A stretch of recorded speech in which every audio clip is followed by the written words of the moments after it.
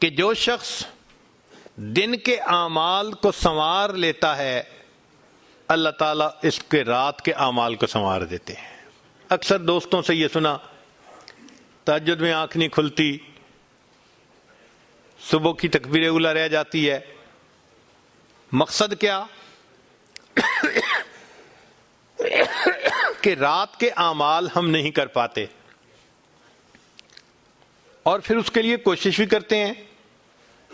کہتے ہیں جی الارم بھی لگا کے سوتا ہوں اور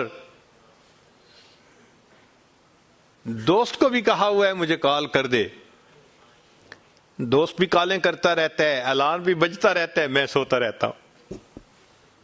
بھائی ہم اس لیے سوتے رہتے ہیں کہ اللہ تعالیٰ توفیق نہیں دیتے اس وقت اٹھنے کی۔ ذرا راز سنیے، حدیث مبارکہ ہے کہ جب رات کا وقت آتا ہے تو اللہ رب العزت فرشتوں کو بلاتے ہیں، اے میرے فرشتوں، یہ میرے پیاروں کا، میرے یاروں کا، میرے فرما برداروں کے اٹھنے کا وقت ہے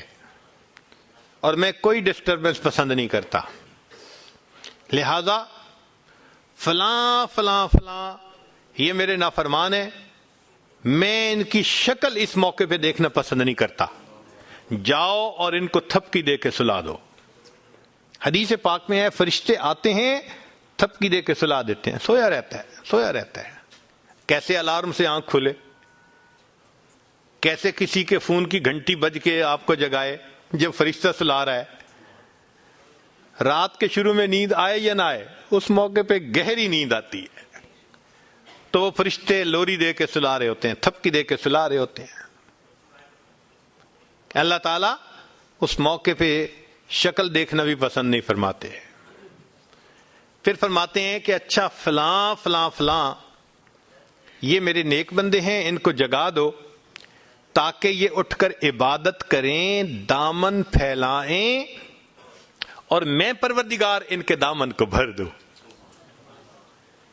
تو یہ لوگ سوئے ہوئے ہوتے ہیں، خود بخود آنکھ کھل جاتی ہے، کسی الارم کی ضرورت نہیں ہوتی، تھکے ہوئے ہوتے ہیں، تہجد کے وقت بستر اچھال دیتا ہے، اٹھ کے کھڑے ہو جاتے ہیں، تھکاوٹیں بھی رکاوٹ نہیں بنتی، وہ جلدی سے وضو کرتے ہیں، اپنے رب کے سامنے ہاتھ باندھ کے کھڑے ہو جاتے ہیں، وہ اللہ سے مانگتے ہیں، اللہ ان کو دے کر خوش فرما دیتے ہیں۔ فرمایا تیسرے کچھ اور بھی لوگ ہیں، یہ مقربین ہوتے ہیں، اللہ تعالیٰ فرشتوں کو فرماتے ہیں کہ تم جاؤ اور یہ سوئے ہوئے ہیں ان کی صرف کروٹ بدل دو، یہ چاہیں گے تو اٹھ کے نماز پڑھیں گے تہجد کی، اور چاہیں گے تو لیٹے رہیں گے،